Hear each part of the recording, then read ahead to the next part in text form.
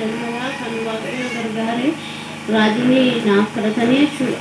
Addanatti ana akkuma carraa ta'e dhufee addunyaa kiyya wajjiniini angara mattiyyuu yaadne jechuudha. Ol kaasanii mayyumaa fudhatu jedhee achumaan maatiin kee keessaa namni dhukkubsatu eenyudha jedhanii na gaafannaanii maaziriidhaan jedhanii maazirii kan isheen dhukkubsattu turte kanaan dura luka ishee dhukkuba ture jechuudha.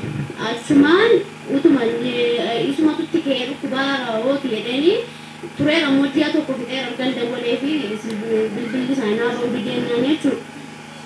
Ituun kanaan jiru maazirii kiyya dhukkubaarannaan addanatti naa kadhatanii gaafa isaan naa kadhatanii anaan na dhoksanii maaziriin garuu dhukkubsattee mana yaalaa guyyaa gurgurtee jechuudha. Isayyuu manaa baatee gara faazirii ishee deemtee dhukkubsatteechitti.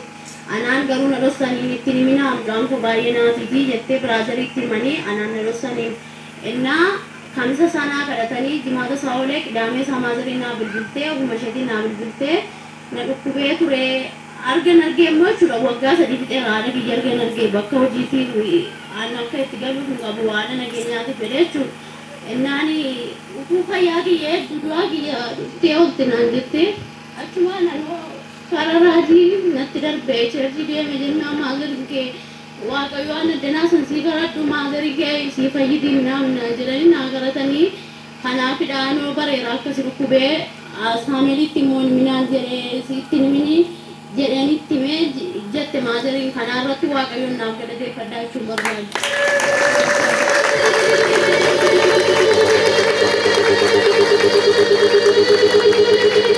Ittuma dabalaa waaqayyoon naa galateeffadhaa. Inni lammataan jechuudha. An danda'ee hidhannoo kilaashii kana baadheen deemuun jechuudha. Waraanadhaa.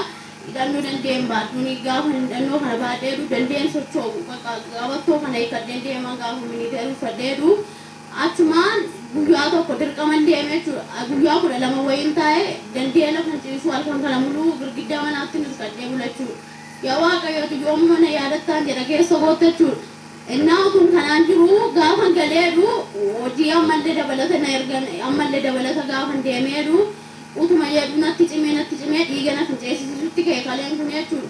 Daqiiqaa 5 gidduutti duuf keen innaa dookteeri balbala banaatti dhiisee dookteeri bira gaafa deemee bakka maaloo waan masnii danda'ame na yaalaan jedhaniin innaa hirrifatan sa'aatiin misaalaatii akka si yaaluu qabnu innaa kan ka'an duun qabaayin jedhanii nama wajjin walitti buunee jechuudha warra dookteerotaatiin. Achumaan kanaan booda battaluma sanatti gulukoosii narra kaa'anii na dhiisuu hin dandeenye yookaan fincaanuu achumaan na guba ture baay'ee na guba.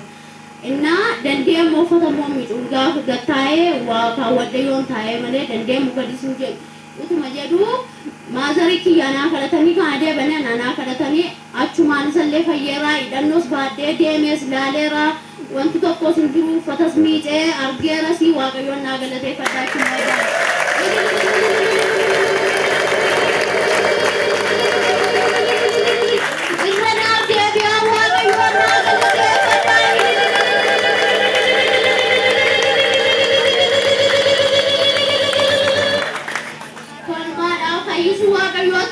waaqayyo sin fayyisa addana dhuftanii miti kan waaqayyo sin fayyisu